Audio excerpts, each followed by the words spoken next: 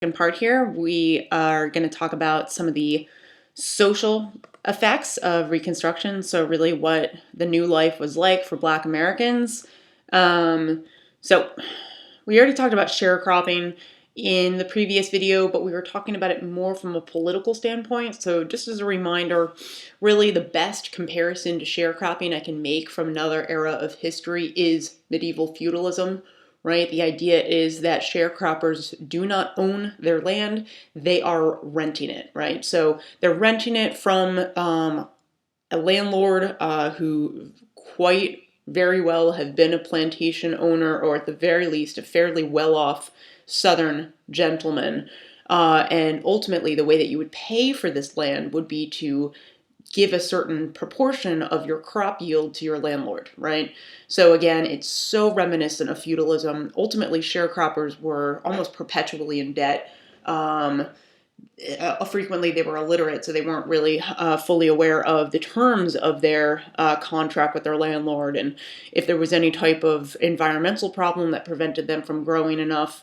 You get the idea. It was a really vicious cycle of poverty for former slaves, and in a way, some historians actually argue that it was worse than slavery, which I know might seem impossible, but the idea would be that, I mean, with sharecropping, you were not actually protected outside of work in the way that slaves were, right? So in terms of getting food, shelter, even if it is still not ideal, right? The idea would be that ultimately free blacks were left much more to their own devices, and black codes and sharecropping made it very, very difficult for any upward mobility to take place. So actually, you know what? I meant to delete that slide, or at the very least, not go through it in this much detail, because honestly, this is too much. Also, so anyway, let me explain the cropland system under the context of sharecropping. If you want, take a quick screenshot of this, but let me explain it more. It's not that big of a deal with the redesign to know all those nuanced specifics. But in any case, so the cropland system is very similar to sharecropping. Lien is spelled L-E-I-N. Fine, I'll just leave this up here for a second, but again, I'm not too worried about this. The idea is that there's this exchange system between merchants, tenant farmers, and landowners. These proportions are way too specific for you to worry about, but a lien is a loan, right? And your crop is obviously the crop, right? The idea is that a certain proportion of your crop ultimately is what you are using to repay your debt. So it overlaps with sharecropping. It's another term that you may find on the AP exam. So if you see the term crop lien, you can also talk about sharecropping. It's ultimately the same idea. Okay, so let's talk about what was happening in terms of radical Reconstruction and voting, right? So this map is ultimately showing us the proportion of black versus white participation in politics. Tennessee is in yellow because it actually was already reconstructed, so we're not considering it in this poll. As you can see, actually some of the states might have slightly surprising proportions. The idea that Louisiana had virtually equal political participation, but just notice in some other states what's happening here. The overwhelming statistics show us that in most states, white members of government, or white members of the population, are participating almost exponentially more than their black counterparts. But there are some exceptions. I already pointed out Louisiana as even, but then look at South Carolina here. You actually have a majority of black voter participation. So you might question why that is, but if we go back to actually a slide that we looked at in the earlier video, the number of freedmen in South Carolina actually outnumbered white men, so that number may actually reflect the population imbalance just as much as the voter participation. But also because South Carolina was such a heated state, remember South Carolina was the first to secede, there was also a very prominent presence of martial law there because South Carolina was sort of a problem state. Another thing that we should get back to is education in the South and how this is changing after Reconstruction. We already talked about the Freedmen's Bureau, and now let's look at how this is actually affecting Black higher education. There is in the late 19th century rather, a very significant development of historically Black colleges throughout mostly the South, but as you can see, there are certainly ones that exist in northern places as well. But just notice the difference. It's actually fairly striking, right? All these Black colleges that are in red are the ones that were established during Reconstruction. The blue ones were established before the Civil War, so also notice that those are all in the North, right? So these colleges, some of them are actually founded by white trustees. In fact, actually a lot of them are, unfortunately. We can talk about Tuskegee in class actually as a good case study. I don't want to get into it here in the interest of time, but some of these colleges are going to be funded by white trustees, and the idea is that these colleges are actually meant to give Black students vocational education rather than classic education. So the idea is it's kind of preparing them more for a trade type job and not one that requires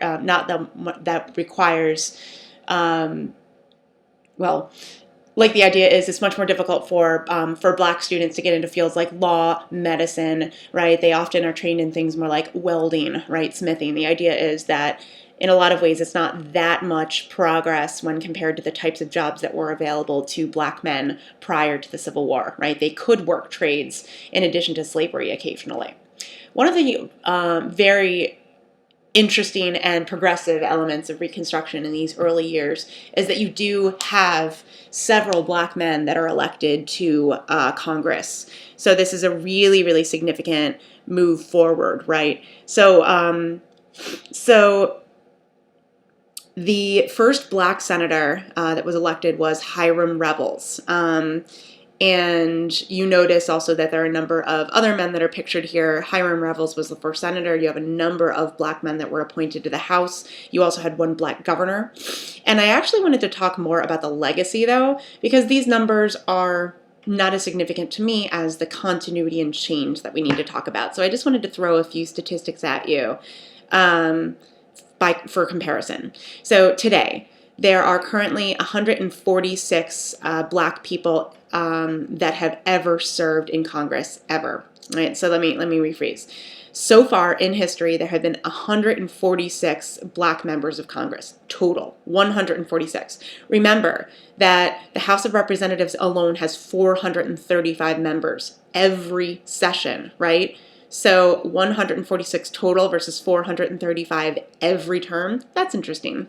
Anyway, again, for today's statistics, right now we have 2 Black senators and I think 43 Black congressmen. So again, the numbers do not nearly reflect the actual population of Black people in the country, right? The idea is they're still very much the minority in Congress despite some efforts of progress. Now, this is very much a window in Black history, right? It's a very brief period where you have Black men elected to Congress, and then in the Jim Crow era, this is going to completely vanish, and you're not going to have significant Black participation in politics until the Civil Rights Movement. So it's sort of bittersweet. But nonetheless, it's greatly exaggerated by white supremacists. I mean, it is important for us to realize that Black voter turnout was huge when there was still martial law in the South. So many white men in the South were actually threatened. They witnessed carpetbaggers moving from the North to the South to take advantage of political vacancies. They really very much were threatened. Their way of life was sort of dying out in their minds. And so this is a satirical cartoon that's showing us kind of how a lot of white men were terrified that Black men would take over politics. And I just want to draw your attention to some of the visuals that we see here, which are kind of troubling in my mind. Notice that the cartoon actually sort of dehumanizes the Black men, and the white men, by contrast, very much look humanistic, right? They're almost resembling primates, and that is intentional, right? The idea is that white men still don't see Black men as fully human, and so they don't want them to participate in politics. So this is a troubling cartoon in that sense, and it gives you an idea of the lingering racism that existed in the South. So the core voters in the South during this early Reconstruction era were Black veterans. So a lot of this is because they felt the most enfranchised in a way because, of course, after the Emancipation Proclamation, Black men did fight in the Civil War. Abraham Lincoln, before he died, was very adamant about enfranchising Black soldiers. He felt as though since they fought for their country, clearly they should be able to vote. So, as we know, the Reconstruction legislation in the 1860s allowed Black men to vote. The 15th Amendment guaranteed federal voting. So the 15th Amendment is in 1870 that's ratified.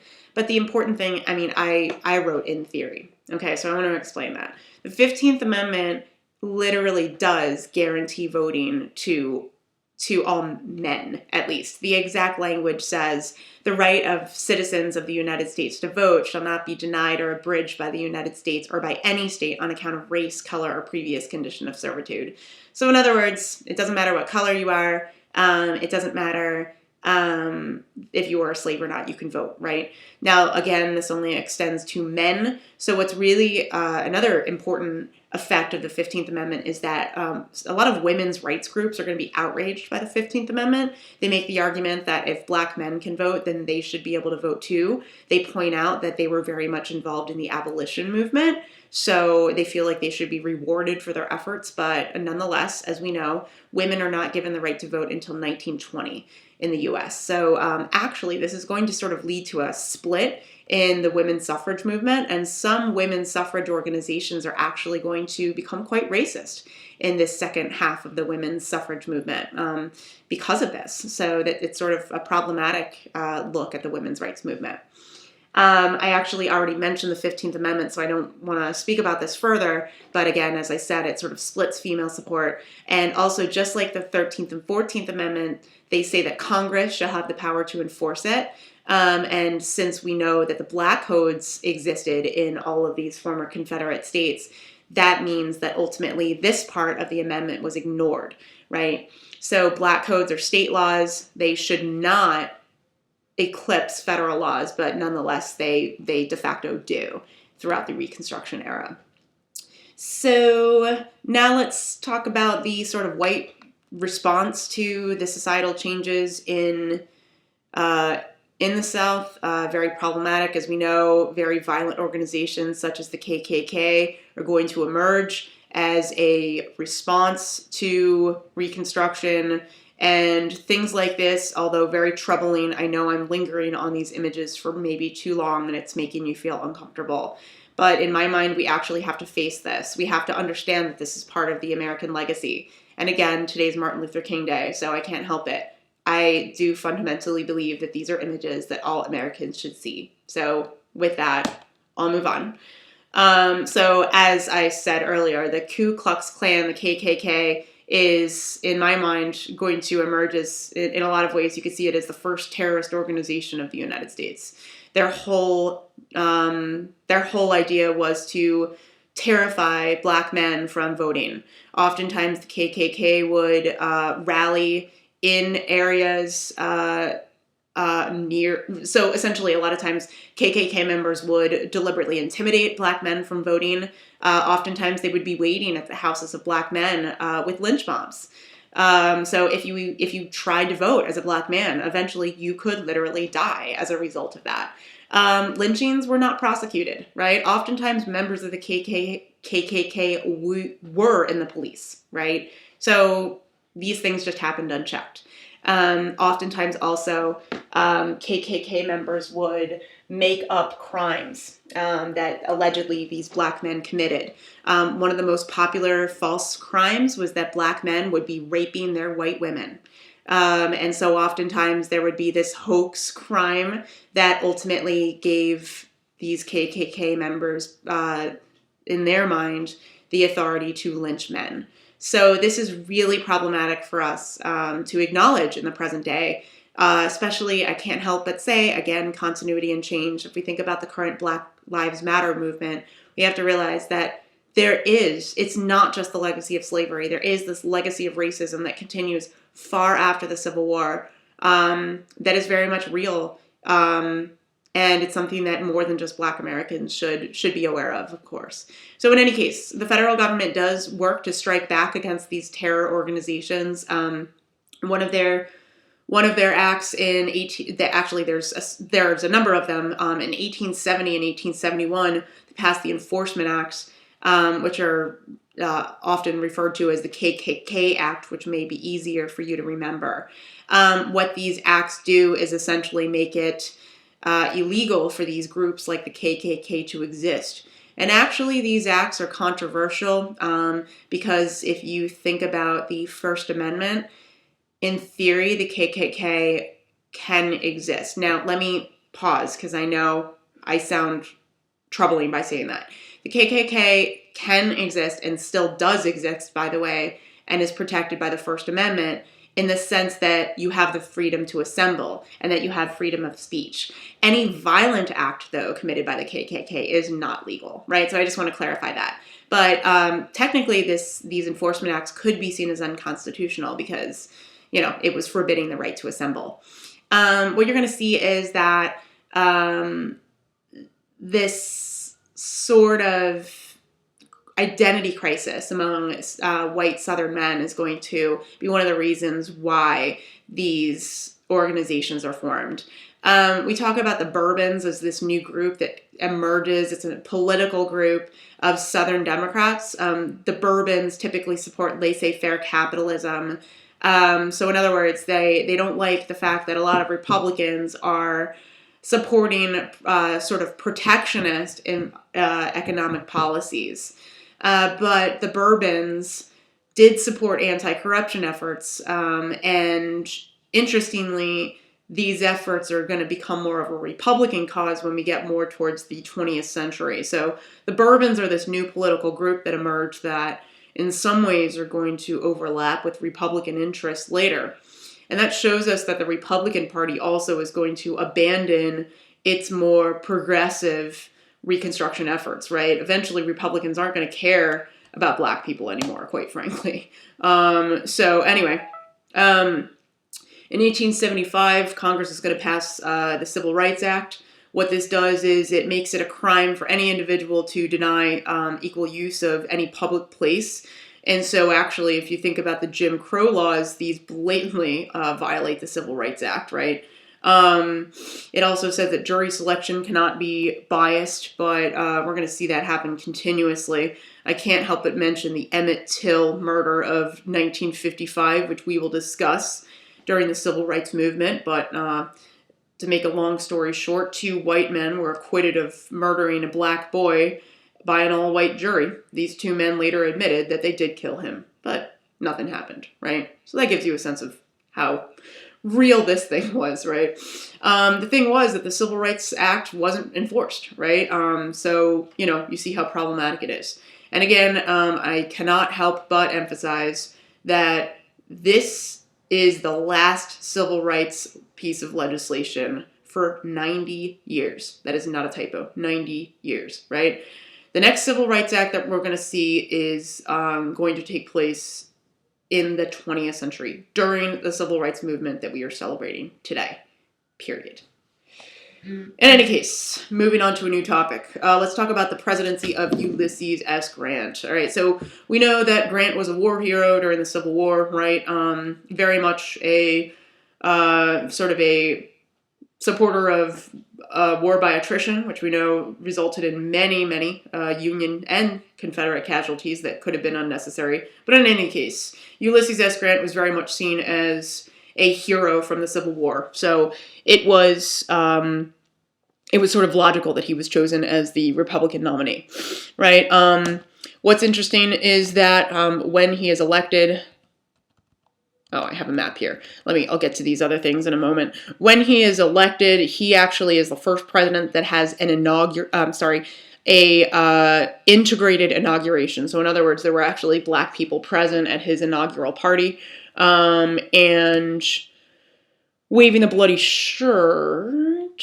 So ultimately, this is a campaign strategy by the Republicans to try to emphasize sort of the violence of Southern Democrats, right? A lot of times Republicans would speak about very very controversial, violent things that former Democrats did, and their role, the whole reason why Republicans were doing this was they were trying to get Southern whites to vote for them.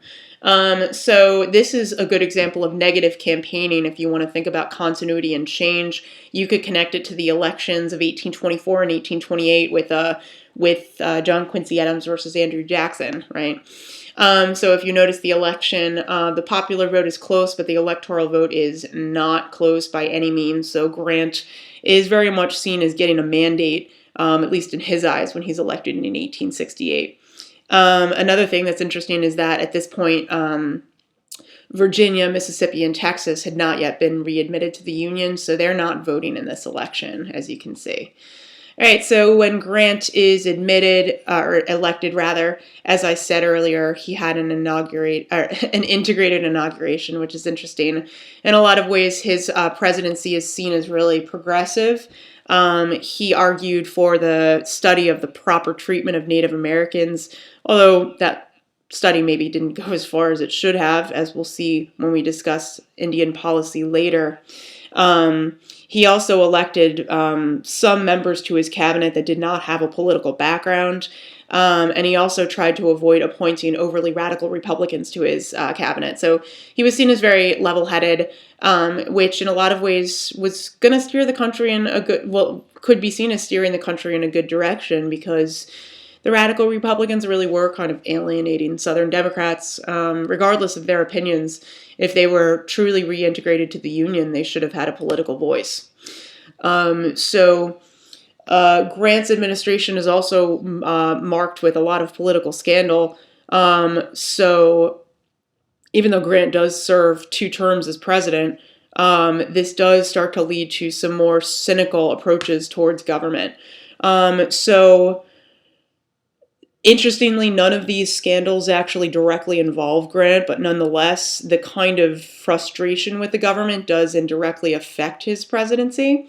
The first scandal that we should know is the credit mobilier scandal of 1868. And so this involved a railroad company, and it actually bribed several members of Congress. And so since Congress was accepting bribes from a corporation, continuity and change much, this leads to severe distrust in Washington. So again, it doesn't directly involve Grant, but nonetheless, it doesn't make Grant look good, right? So then there's the whiskey ring, which is another scandal, which involved the diversion of millions and millions of tax dollars. And this conspiracy involved politicians, whiskey distillers, and whiskey distributors. And most of the politicians that were involved in the whiskey ring scandal were Republicans. And so that's problematic because Grant was a Republican.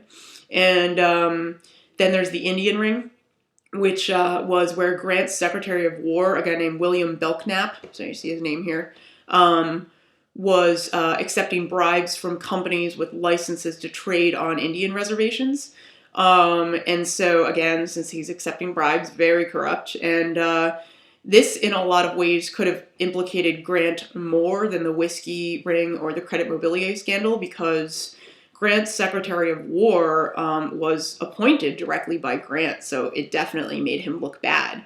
And then there's the Tweed Ring in New York City. So this actually involves more state politics.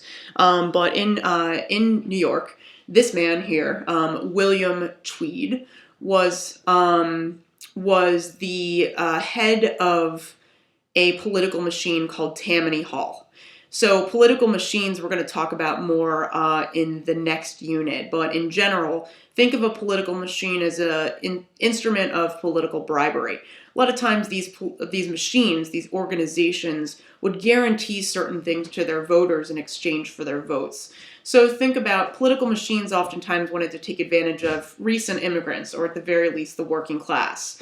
They would claim to give better benefits to these people in exchange for their votes, but oftentimes those things would not actually materialize. And the Tweed Ring in New York City was basically calling out William Tweed. So this is a cartoon that's drawn by this man, Thomas Nast. He was a very famous 19th century cartoonist who very often did political commentary. So you should know who Thomas Nast was. Oftentimes his cartoons make their way into DBQs on the AP exam. So in any case, he released this cartoon about William Tweed, and just to interpret it, I mean, essentially, this is showing us that Tweed's source of power was in the ballot box, right? So when Tweed was scrutinized by Thomas Nast, he knew that that Thomas Nast had a lot of influence over the public because many people read the paper and looked at the comics. And so Tweed was, apparently he told Thomas Nast to, quote, "Stop them damned pictures." I just picture him with an accent, end quote.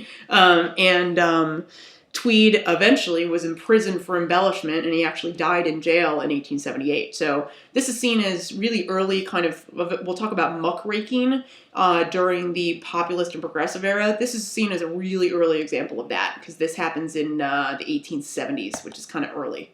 1872, Grant is reelected. Not really much of a challenge there, as we can see. In terms of the popular vote, though, it's a little more mixed, right? Horace Greeley actually does secure a decent number in terms of the popular vote, but ultimately the electoral vote is what matters. So what's important about the issues behind this election is that Grant was not running a completely unsmeared campaign, right? During Grant's first term, all those scandals that we talked about earlier, right, are going to make the Republican Party look worse. So Grant isn't going to win as easily in 1872 as he did in 1868, despite what the electoral vote looks like, right? It's definitely fair to say that. Horace Greeley, his main opponent, ran as a Democrat / liberal Republican candidate, but Greeley was attacked more in terms of character. Like he was called a fool, he was called a crank, but Greeley actually dies at the end of November of 1872, rather. So if he had been elected, that would have been problematic because he wouldn't have survived to be sworn in.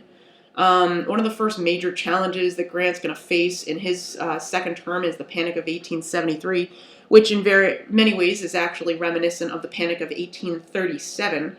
And I like to think you can always remember it because you just reverse these two last numbers, 1837, 1873. There you go. So this is going to be a long-lasting panic, right? It lasts until the end of the 1870s, which is huge. It was caused by major inflation because there's still a pretty heavy reliance on paper currency. It was called greenback, the paper currency, right? Just think of a green dollar bill, right? We'll talk about greenbacks more in a second. So inflation is caused by the huge reliance on greenbacks still after the war. There's a huge trade deficit also, and this is actually caused by events in Europe. At this point in history, France and Germany are at war. It's called the Franco-Prussian War. And because of that, there isn't as much trade taking place between the U.S. and Europe. So ultimately, this is going to affect the American economy negatively.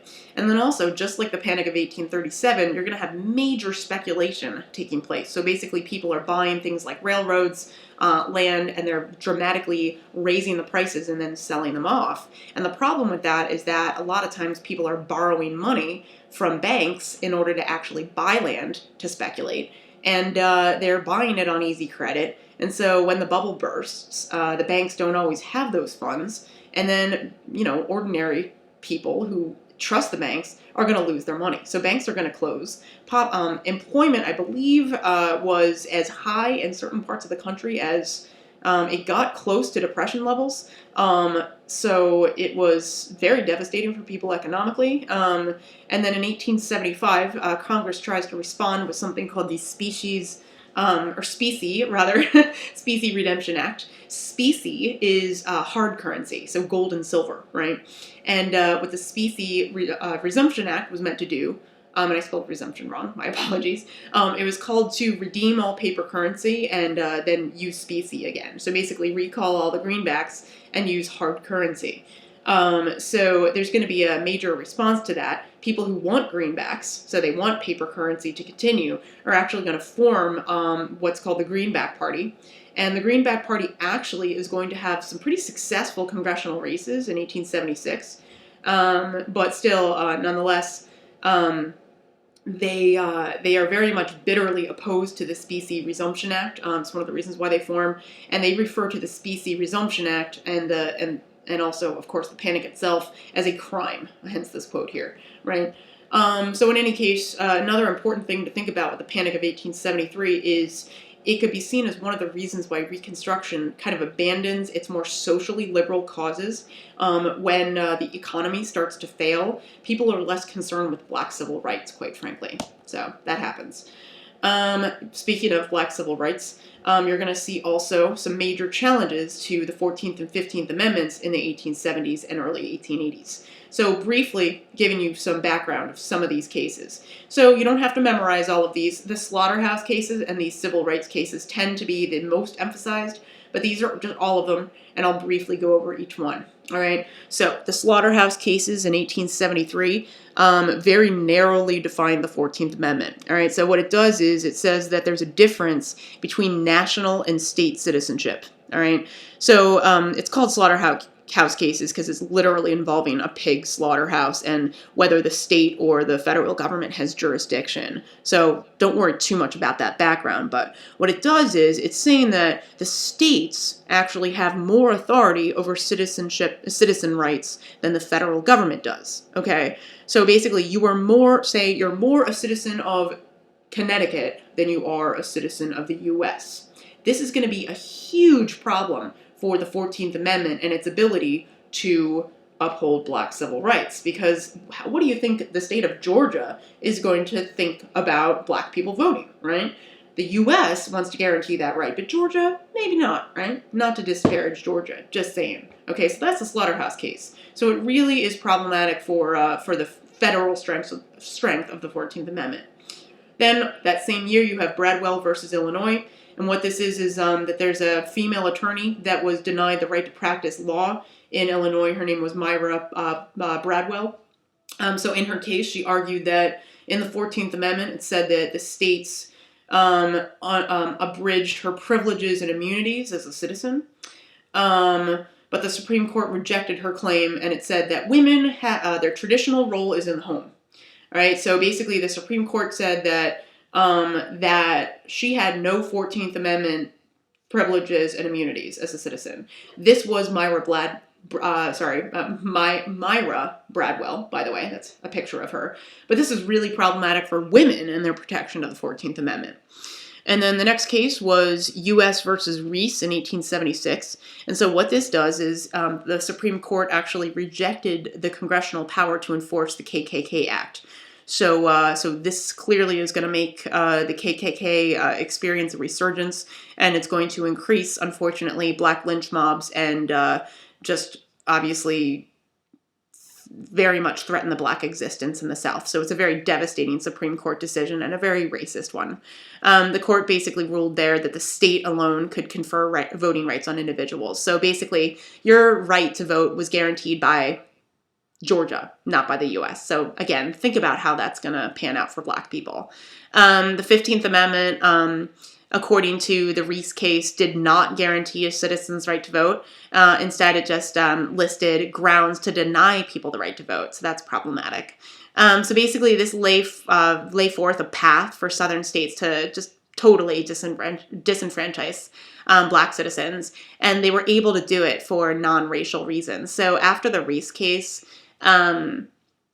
states could basically say, well, you can't read well enough, or your grandfather used to be a slave, or, oh, you have to pay a tax to vote. Like these things they could use to disenfranchise black people, and all of those things technically were not racist in nature. I guess, whatever, you could dispute that, but the idea was that there you go. Already the 14th and 15th Amendments are falling out the window. The next case is U.S. versus Cruikshank in 1876. And what this does is it's dealing with Louisiana white supremacists. And they were accused of attacking a meeting of black people. And these white supremacists were convicted under the 1870 Enforcement Acts. But then the court ruled in their favor. All right, so the court held that the 14th Amendment extended the federal power to protect only the civil rights of people that involve discrimination by the states, right? So therefore, it's saying that discriminating people by individuals or, let me rephrase. Basically, the court is saying in this case that if you're discriminating through a group, this is not covered by the 14th Amendment, right? So in any case, the next and final case was 1883's civil rights cases. These are actually a bundle of cases that are put together under one name. And what they do is they declare the 1875 Civil Rights Act to be unconstitutional. So there you go. It's sort of the end of the 14th and 15th Amendments, according to the Supreme Court. So remember the very first slide that I showed in the very first video? One of the issues about Reconstruction was, all right, which branch is dealing with Reconstruction, right? And in this slide, you see that the Supreme Court has taken on a much heavier role in Reconstruction, and the Supreme Court, in a lot of ways, effectively kills the civil rights element of Reconstruction. And what's going to happen is people are going to vote more based on economic issues, and unfortunately, economic issues don't really concern people of color. All right, so with that said, on that somber note, let's talk about how Reconstruction ultimately plummets. It is going to happen in some ways organically, and it's also really going to be triggered by the next presidential election, and we'll get to that in a minute. So Northern support for Reconstruction was already waning at this point, all right? Some of it was because of the political corruption that existed under Grant's presidency. Also, like I stated before, the Panic of 1873 was making people much more concerned over their own personal economic situation and not about the civil rights of others. There's also going to be some increasing concern about westward expansion and Indians, and we'll talk about that actually in the next unit, so stay tuned. There's also going to be more monetary issues besides just the panic. All right, so there's going to be, again, a significant issue about currency. There were $432 million of greenbacks that were created during the Civil War, which resulted in massive inflation. So basically, the question was, how are we going to pay back these war bonds, right? The government is dealing with whether or not they should use hard currency, specie, or greenbacks, and it's going to increasingly divide the country and, again, make them less optimistic about Reconstruction. But really, in my mind, what seals the fate of Reconstruction was the presidential election of 1876, and this was between Rutherford B. Hayes and Samuel Tilden, all right? So Hayes was a Republican from Ohio, and Tilden was a Democrat from New York. And when this election takes place, first we have to concern ourselves with the kind of regional balance between the vote. As you can see, the regional balance is not absolute, right? You do have some Southern support for Hayes, and you also have some Northern support for him, so and Western support for him quite a bit. One of the major reasons why Hayes wins is, well, let me pause. First off, I got ahead of myself. Take a look at this. Hayes, first of all, did not win the popular vote, right? All right, so this is kind of an unprecedented election in a lot of ways, all right, but not completely. Remember that there was a tie in 1800, or not a tie, rather, but there was a very close election in 1800. Also remember that in 1824, Andrew Jackson won the popular vote, right? But then there was a dispute in the Electoral College, hence the corrupt bargain, right? Here we are in 1876, right? In 1876, what's going to happen is there's going to be some contested electoral votes. The election is going to go to the House, as it always does, and ultimately there's going to be a major decision about the result of the election that some historians see as the second edition of the corrupt bargain, right? So what happens is that Hayes wins the election. So he wins the election under certain conditions. All right, so one of the things that Hayes has to do is he has to allocate money for Southern internal improvements. So basically, you know, he has to make sure that the South catches up industrially with the North. He has to make that a budget priority. That doesn't seem very problematic, right? So Hayes has to spend money on the South. Another thing that Hayes had to promise to do was not to interfere in Southern affairs.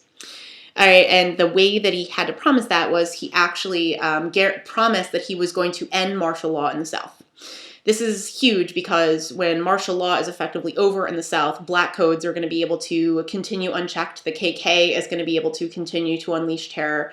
Black people are going to completely lose their voting rights. Sharecropping is going to be their whole existence. You get the idea. Ending martial law in the South ended Reconstruction. I'm not saying that martial law should have existed in the South forever, but the idea was that you could argue that the South very much was not ready to end martial law. So basically, when Hayes wins this election, this ultimately kills Reconstruction in a lot of ways. This is also called, all right, so I just wanted to pause here for a second.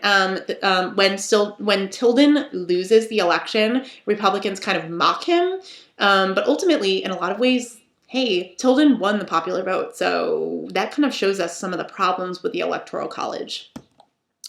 Last, this bargain that was made that guaranteed Hayes his presidency is referred to as the Compromise of 1877. So basically, Hayes wins, so a Republican becomes president, but this Republican is very much going to end Reconstruction, and ultimately his focus is going to be much more on moving the economy forward because he was elected in the middle of the Panic of 1873.